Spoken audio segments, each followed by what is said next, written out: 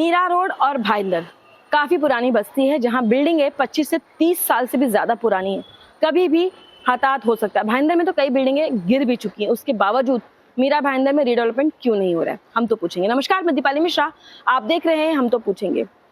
विधायिका गीता जैन का एक प्रस्ताव आया था जहाँ उन्होंने अधिवेशन में ऐसी मांग की थी कि मीरा भाईंदर में जल्द से जल्द रीडेवलपमेंट आना चाहिए और उन्होंने आश्वासन भी दिया था। रीडेवलपमेंट और कन्वेंस का काम भी गीता जैन की टीम बहुत बखूबी से मीरा रोड में कर रही थी। उसके बावजूद मीरा भाईंदर में रीडेवलपमेंट के नाम पे कहीं भी कोई काम नहीं हो रहा। आखिरकार क्यों? मीरा भाईंदर को सबसे ज्यादा जरूरत है रीडेवलपमेंट की, क्योंकि यहाँ के लोग अपनी जान हथेली पर रखकर बिल्डिंगों में रह रहे हैं। इसी विषय पे आइए पूर्व नगर सेवक ओम प्रकाश जी से बात करते हैं और क्या कहना है उनका, किस तरीके की मांग 2011 में की गई थी, आपको बताते हैं हम तो पूछेंगे की पूरी रिपोर्ट में। ओम प्रकाश जी, रीडेवलपमेंट का जो मामला है ये काफी गरमाया हुआ है और मीरा भाईंदर में सख्त जरूरत भी है, क्या कहेंगे?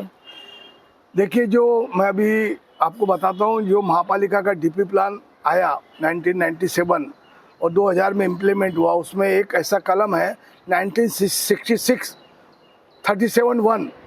उसके अंतर्गत अगर आपको किसी शहर के विकास के लिए कुछ प्रस्ताव में फेरबदल करना है तो आप कर सकते हो, ऐसा उसमें प्रोविज़न किया गया था। नवंबर 2011 में जब भाईंदर में ग्राम पंचायत के समय सी बिल्डिंगें थी, गांव में जूने घर थे, उनको रीडेवलपमेंट करने के लिए तकलीफ हो रही थी क्योंकि वो ऑलरेडी एफएसआई ज़्यादा वापर लिया था। ग्राम पंचायत था, एक माले की परमिशन थी, 2 माला बनाया, 2 की थी 3, तो ऐसी बिल्डिंगों को रीडेवलपमेंट करने के लिए बहुत तकलीफ आ रही थी। तब महापालिका के महासभा में 1966 कलम 37(1) के अंतर्गत मीरा भाईंदर में फिर प्रस्ताव आया था, फिर बदल का प्रस्ताव आया था।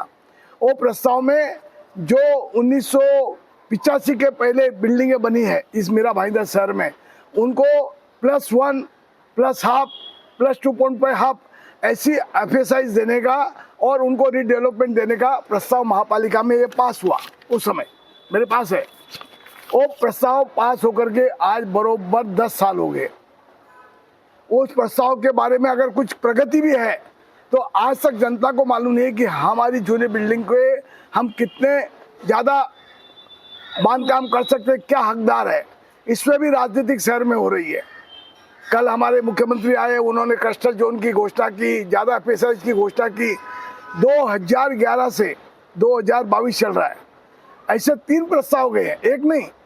एक यहाँ पर जो फेरी वाले बैठते हैं, ज़्यादातर फेरी वालों की जो यूनियन है यहाँ के पॉलिटिकल पार्टियों की है।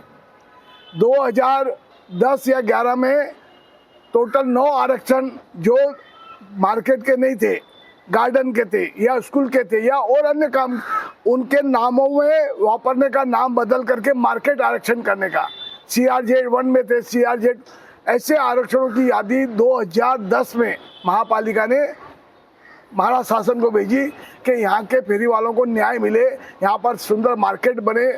लेकिन वो भी प्रस्ताव आज तक, मार्केट का प्रस्ताव, वहाँ पर क्या प्रगति है, मैंने 3 लेटर दिए, आज तक उसका जवाब नहीं दिया कि जो मार्केट के आरक्षण भेजे हैं उसके बारे में क्या हुआ, कोई अता पता नहीं। कहने का मतलब ये, आज तो जो लोग बिल्डिंग में रहते हैं, जूनी बिल्डिंग, वो लोग बहुत कठिनाई में है, नया खरीद नहीं सकते, जूना बना नहीं सकते, ऐसी परिस्थिति है। और बिल्डर क्या चाहता है, वो बिल्डिंग कब गिरे, क्योंकि कन्विंस नहीं हुआ 7/12 नाम पे, कब गिरे और हमारा हक वहाँ पर जाकर के हम हमारा हक कब दिखाए, या उन पे दबाव लाया जाता है, ये जगह मुझे डेवलपमेंट करने को दो, नहीं तो मैं आपको डेवलप नहीं करने दूंगा। ऐसी बिल्डिंगें भाईंदर में बहुत है, लेकिन प्रशासन और नगर सेवक हो या आमदार हो, कोई भी उसमें करना नहीं चाहता। हाल ही में शिवसेना जो गली है जेज पोदार स्कूल का, वहाँ पर एक बिल्डिंग गिरी, मुझे मालूम, मैंने वहाँ पर फिर गीता जैन को आग्रह किया कि ये बिल्डिंग जो गिरी है धोखादायक भी थी और शायद उस समय एक बड़ा तूफान आने वाला था, और तूफान के कारण तो कम से कम आप कलेक्टर से मांग करो, अतिवृष्टि के कारण, धोखादायक तो बात का विषय, अतिवृष्टि के कारण ये बिल्डिंग गिरी है, तो कम से कम यहाँ के लोगों को आप कुछ भी कंपेंसेशन दो। मेरी जानकारी के अनुसार जो वहाँ पर जिनके पास कागज पत्र थे, क्योंकि वो बिल्डिंग में करीब 70% भाड़ोतरी थे, 30% जो वहाँ पर खुद रह रहे उनके पास, ऐसे 7-8 लोगों को महापालिका ने जगह दी, लेकिन महापालिका के पास ट्रांजिट कैंप नहीं है। आज बिल्डिंग गिरती है तो ट्रांजिट कैंप नहीं है, तो ये बहुत बड़ा विषय है। खाली इसमें भी राजनीतिक होती आई है। 2010 से मार्केट का आरक्षण हो, आपके कितने आरक्षण बदले हैं? कम से कम 100 आरक्षण महापालिका ने बदल के शासन को भेजा, एक पर भी आज तक क्या हुआ उस आरक्षण का किसी को मालूम नहीं है। स्ट्रक्चरल ऑडिट ये एक मुहिम है जो महानगर पालिका चलाती है बिल्डिंगों के लिए। सबसे बड़ा भ्रष्टाचार उसी में देखा जाता है, क्योंकि स्ट्रक्चरल ऑडिट की जो रिपोर्ट है वही एक्यूरेट महानगर पालिका में नहीं जाती। इस वजह से शायद महानगर पालिका उन बिल्डिंगों को नोटिस नहीं देती। आपने बहुत अच्छा क्वेश्चन किया है। ये स्ट्रक्चर रिपोर्ट करते समय महापालिका ने कम से कम 40 इंजीनियरों की यादी जारी की है कि ये हमारे अथॉराइज इंजीनियर जो स्ट्रक्चर रिपोर्ट करेंगे। 10 साल पहले भी ये विषय आया स्ट्रक्चर रिपोर्ट का। जब 2 बिल्डिंग गिरती है तब स्ट्रक्चर रिपोर्ट का विषय आता है। उस समय लोगों को बोला स्ट्रक्चर रिपोर्ट कराओ और इंजीनियरों को जिनका नाम है उनसे ही करवाओ। अब वो इंजीनियर उस समय एक स्ट्रक्चर रिपोर्ट का 50,000 60,000 रुपये मांग रहे थे।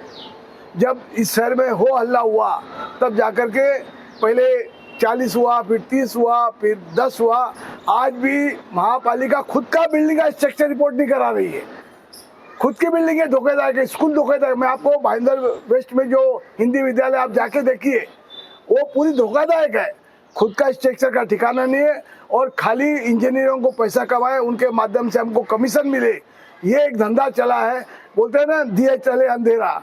खुद की कोई पहचान नहीं है कि हमारी बिल्डिंगें कितनी धोखी है, लेकिन दुनिया को कैसे लाने का, इसमें फंसाने का, पैसा कैसा कमाने का ये धंधा स्ट्रक्चर रिपोर्ट के माध्यम से चला है, जिसके बारे में भी यहाँ के नगर सेवकों को कोई को मालूम नहीं है। सबसे बड़ी बात तो ये है, मेरे पास 2002 से डॉक्यूमेंट है। 2002 आज 2022 है। नगर सेवक सभा में जाता है, सभा अटेंड करता है, जितने चौपड़े लाता है, विषय लाता है, वो टेबल के अंदर ही छोड़ के जाता है। उनको अगली सभा में अगर पूछेंगे ये सभा में विषय हो, तो मेरे ख्याल से उसमें से गिनती के 10-12 नगर सेवक जो बता सकते हैं कि ये विषय इस समय हुआ है। कन्वेंस को लेके क्या कहेंगे? बहुत सारी जगह जहाँ कन्वेंस ही नहीं है। अभी मीरा रोड का सबसे बड़ा हिस्सा है शांति नगर, जो कि वाडीलाल का जगह है और उन्होंने लीज पर दिया हुआ है अजमेरा बिल्डर्स को। वहाँ कन्वेंस नहीं, तो वहाँ डेवलपमेंट का कैसे प्रक्रिया हो सकती है और कुछ प्रावधान है इसका? देखिए, कन्वेंस का विषय बहुत जटिल है, मुझे मालूम नहीं है, लेकिन एक आपको बता देता हूँ। ऐसे 3 आरक्षण महापालिका ने डेवलपमेंट के लिए दिए। सबसे बड़ा, मैं बाकी के 2 छोड़ दो, शिवार गार्डन, जिसका नाम है प्रमोद महाजन। प्रमोद महाजन का नाम किधर भी नहीं है।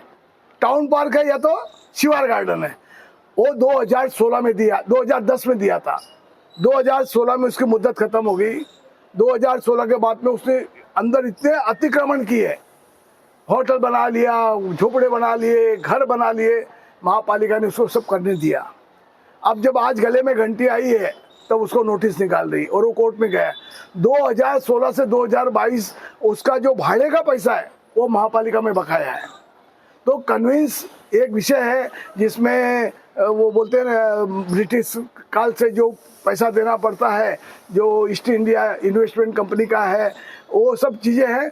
उसके बारे में तो पूरी डिटेल, हाँ, इस मामले में कुछ हद पर कुछ जनता है। गीता जैन भी हर एक जगह बोलती है, आप आओ, मैं आपको डीड कन्विंस करा के देती हूँ। कितनी प्रगति हुई है तो जनता बता सकती है, क्योंकि मेरा अभी तक उस विषय में काम नहीं पड़ा। तो बहुत खूब कहा, दिए तले अंधेरा। जो खुद की बिल्डिंग का स्ट्रक्चर ऑडिट नहीं करा सकती, वो जनता के लिए क्या करेगी? ऐसी महानगर पालिका के इस काम की, जहां खुद बच्चे जहां स्कूल में जाते हैं पढ़ने, वो बिल्डिंग भी जर्जर हो चुकी है, उसका खुद का स्ट्रक्चर ऑडिट नहीं कराया, वो जनता की बिल्डिंग का स्ट्रक्चर ऑडिट क्या कराएगी? स्ट्रक्चर ऑडिट के नाम पे गाढ़ी कमाई कर रही महानगर पालिका से जनता पूछ रही है कि जनता के जीवन से खेलना कब बंद होगा?